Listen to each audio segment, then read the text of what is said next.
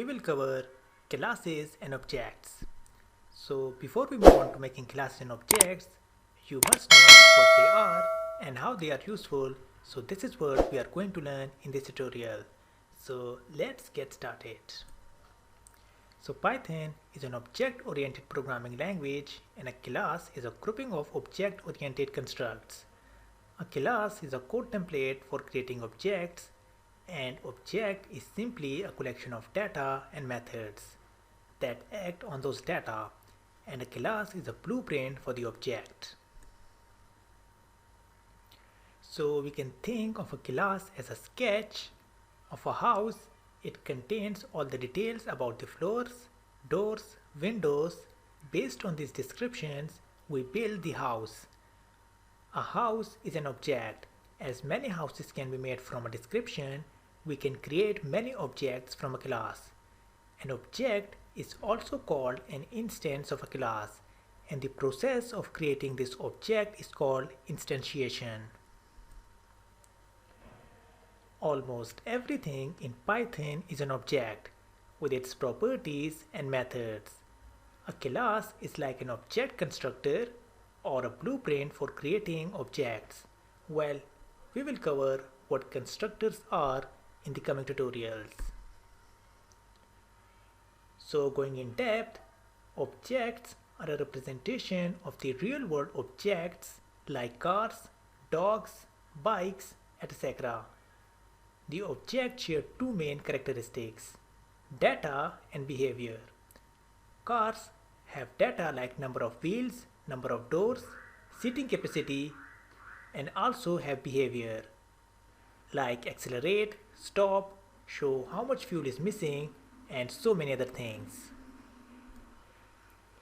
And a class is a blueprint from which individual objects are created.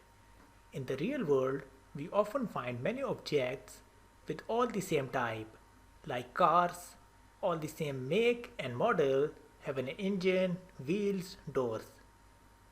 Each car was built from the same set of blueprint and has the same components. So in Python, we can create a class using the keyword class. So we type the keyword class, and then we can name our class anything we want. So as soon as we define a class, a new class object is created with the same name. This class object will allow us to access different attributes as well as to instantiate new objects of that class. So you can see that we have a class, and then we have the class name, and then we have the class variable, and we named it as x, and we put it equal to 25. Now we can access the class variable or function using the object or using the class instance. So in the previous slide, I've told you that if we do not create an object explicitly, Python will create it for us, and it will name that object as the class name. So now we can access this class variable using the class name because we haven't created the object explicitly.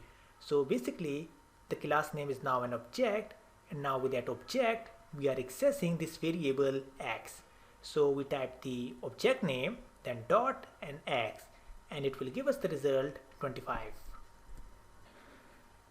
Now I will tell you how can we create an object explicitly. So we can create our own class object and name it anything we want. If we don't create an object explicitly, Python will automatically create an object implicitly with the same name as the class name, as I have explained you in the previous slide. So now in this example we have a class, and then we have a class variable, and now in this case we are now making an object and naming it as a, and then we are putting it equal to the class name. And now with this object that we have made explicitly, we are accessing this variable x, and it is giving us the same result. Multiple objects. Now we can make multiple objects of a single class. Like in this case, we are making two instances or two objects, A and B, of the same class. ABC XYZ. Now we can either access this variable with either A object or B object. So both will give us the same result. So A.x will give us 34 and B.x will also give us 34 because both are the same instances, both are the instance of the same class ABC XYZ. Now coming to the advantages of OOP, the first advantage that we have is better productivity, as OOP techniques enforce rules on a programmer that in a long run help her get more work done, finish program work better, have more features, and are easier to read and maintain.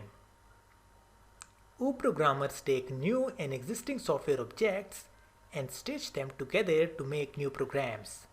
Because object libraries contain many useful functions, software developers do not have to reinvent the wheel as often. Most of their time goes into making the new program. It is easy to maintain and modify existing code, as new object can be created with small differences to existing ones. In OOP, programmers not only define data types but also deals with operations supplied for data structures. Design benefits. Large programs are very difficult to write. Object-oriented programs force designers to go through an extensive planning phase, which makes for better design with less flaws. In addition, once a program reaches a certain size, object-oriented programs are actually easier to program than non-object-oriented ones. Software maintenance. Programs are not disposable.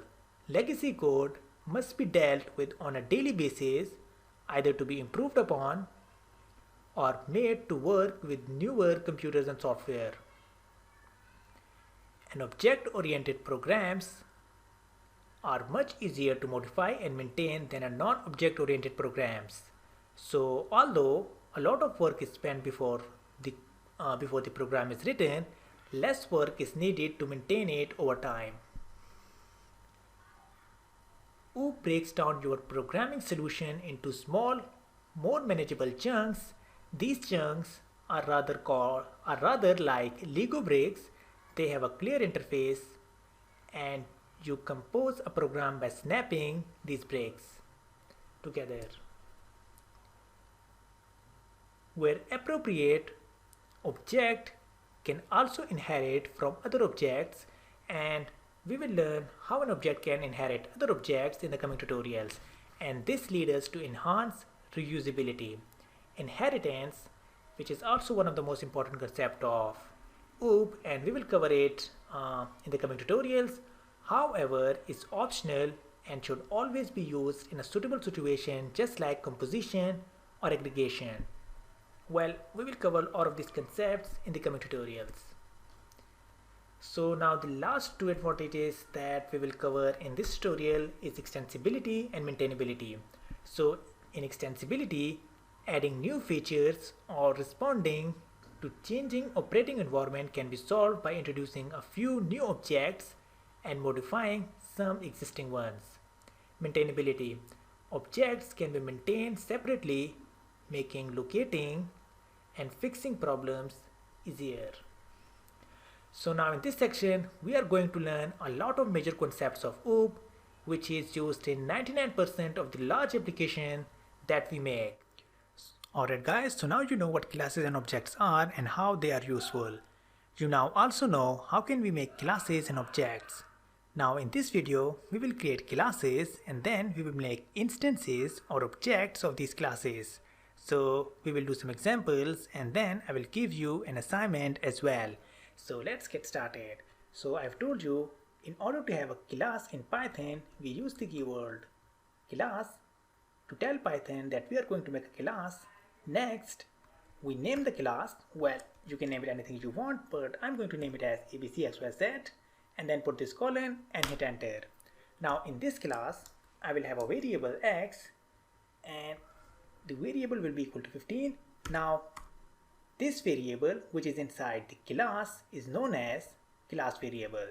Now you can print this class variable in this class like print x and run it, and it gives you the result 15. Now we will make the instance of this class outside this class. So you can name your instance anything you want, but I'm going to name it as A and put it equal to the class name. Okay, so now we have created an instance A of this class abcxyz. Now with this instance, I will access this class variable x. So I will actually print this out. So print the instance name, then dot, and then x. And now if I run it, and it gives you the same result.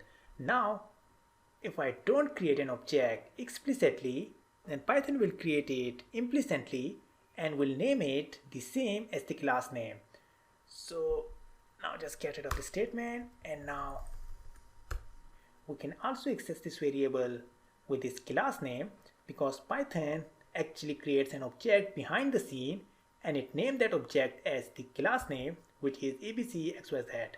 So now I can say abc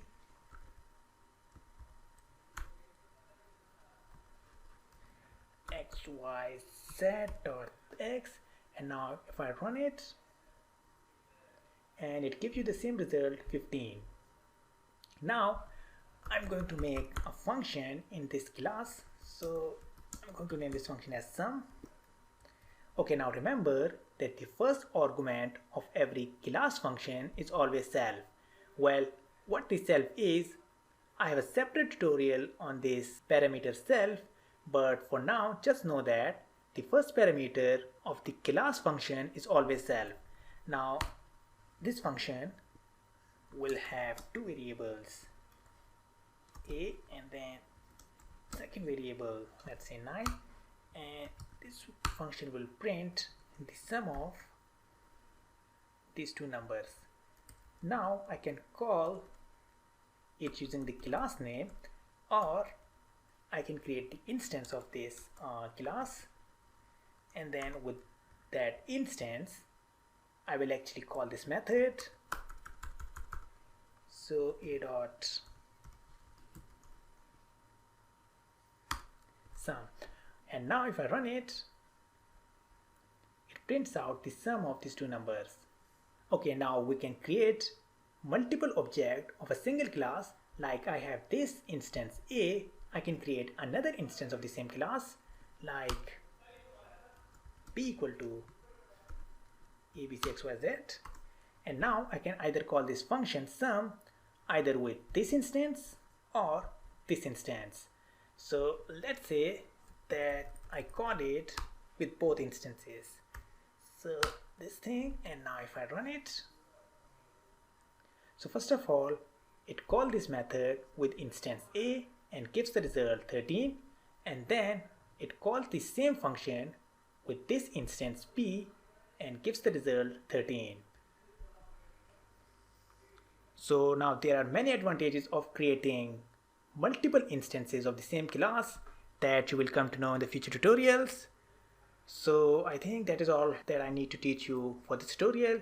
In the next tutorial, I will teach you what is the difference between a class function and a non-class function. So up till then, thank you for watching, and I will see you guys next time. In this video, you will learn the differences between Python function and Python method. So first of all, we will cover Python method. So a Python method is like a function, except it is attached to an object. A method is a part of a class. A method is a piece of code that is called by name that is associated with an object. In most respects, it is identical to a function except for two key differences. It is implicitly passed for the object for which it was called, and it is able to operate on data that is contained within the class. Remembering that an object is an instance of a class, the class is the definition, while the object is an instance of that data.